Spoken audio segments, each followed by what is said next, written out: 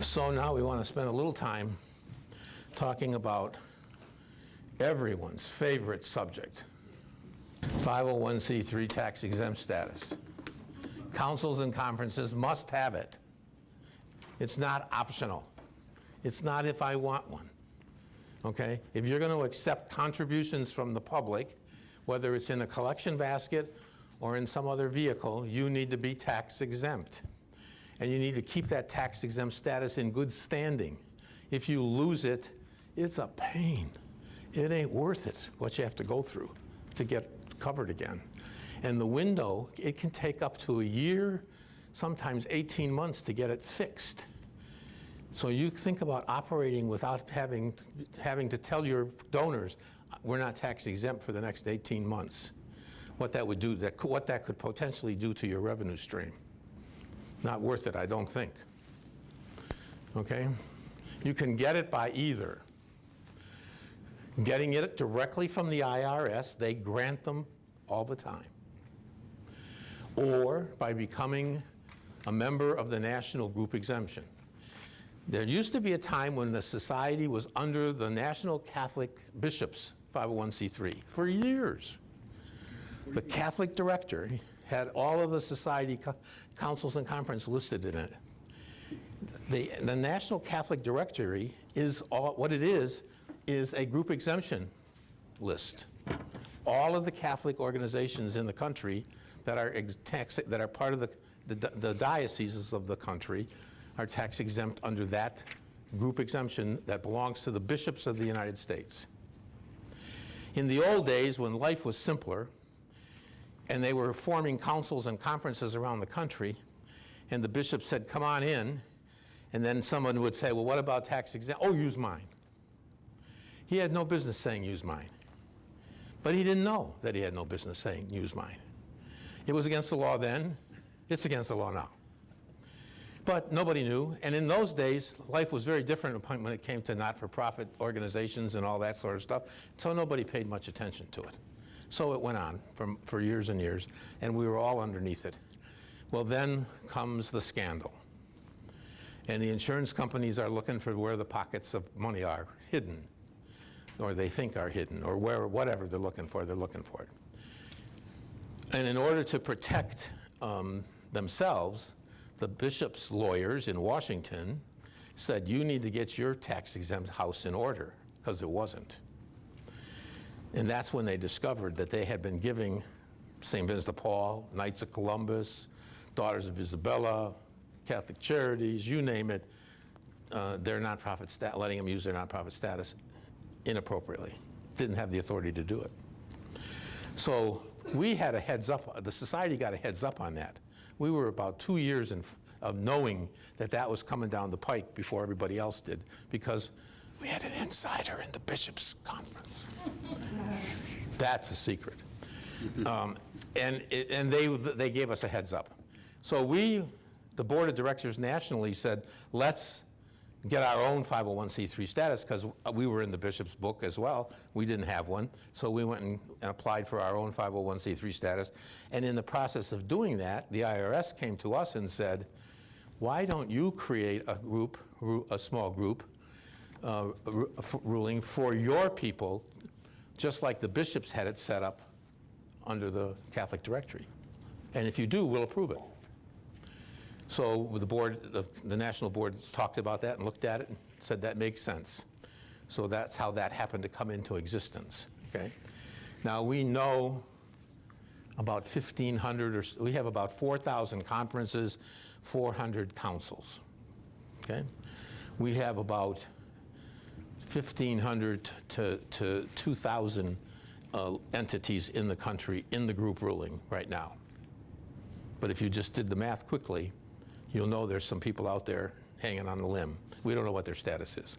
We know that there are about 67 entities that have their own status directly from the IRS, which is fine. We're supportive of that as well. So, but that's the history of how that all happened and how that came about and why it's different. The bishops didn't kick us out. There's a lot of rumors that they kicked us out. They didn't kick us out. They strongly suggest. They didn't have the authority to give us their status. They just didn't have the authority to do that, but they didn't know that at the time, and now everybody knows it, so how do you straighten it out? That's how we straightened it out. All right? Anything other than that is falsification of information. So there's a process.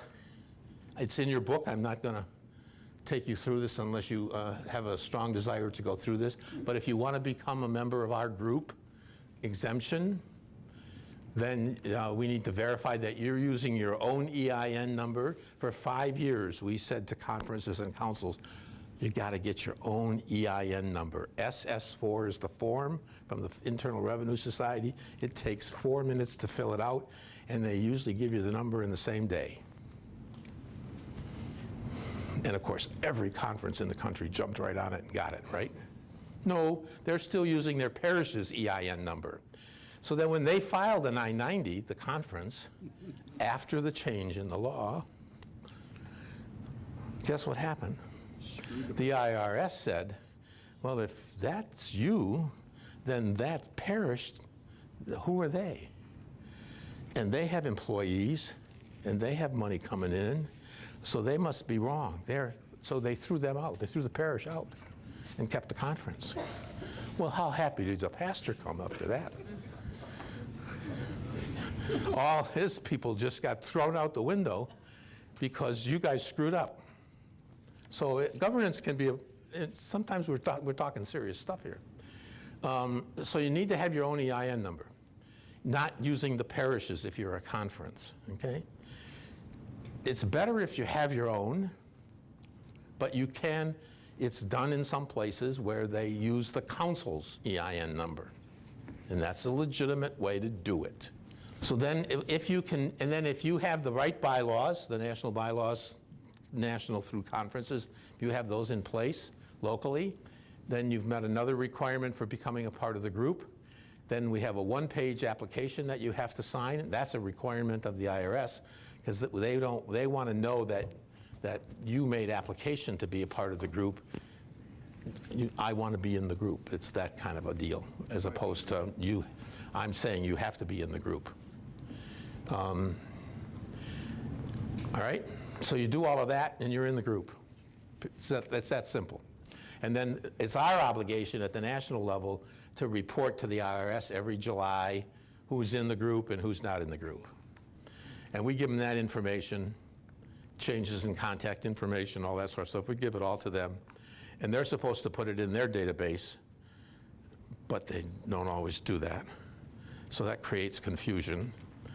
But you're still tax exempt if you're in our group, because we said you're tax exempt. And that's a nuance in the law, is that we get to say that you're in the group. And if you're in the group, you're tax exempt under our number, under our group number, even if the IRS has not brought their stuff up to date. But it can cause confusion in the public's mind because they go out on the IRS site looking for your tax exempt status and they can't find it, and they go, well, what's going on? Is this a secret, or are you pulling a fast one, or what? So it can get disgruntled. So if you're using your council's EIN, the loss of the status affects them as well. Okay? We're all inextricably linked. Okay? It's the issue of should you have known, did you know, should you have known, and what did you do about it? So even if you're not the offending culprit in a given situation, if you're the owner, the holder of the status, someone else in your group can help you lose your status by their behavior. Now, it's not that simple. The law is pretty favorably disposed to your side in the sense that if you can show a paper trail, I told them, I wrote them, I gave them a class on how to do it, et cetera. If there's a trail that you made every reasonable effort to make sure that your entities did it right and they still screwed up, you won't pay the price ultimately. But they're going to be looking for the paper trail that says we made the effort. So you need to assess and develop your own effectiveness. You need to be critically objective about who should be a part of each meeting and what you're doing. Train your board. Use retreats to make that happen at least once a year. Have formal assessment tools. They don't have to be complex. They just need to be consistent. They help you track where you're going and that you're getting there. And everybody, including your donors, have a right to know that you're making progress, right? It's not something you should be keeping a secret. Board Source is a great list that has great lists, checklists, and tools for this purpose. So they're very adaptable.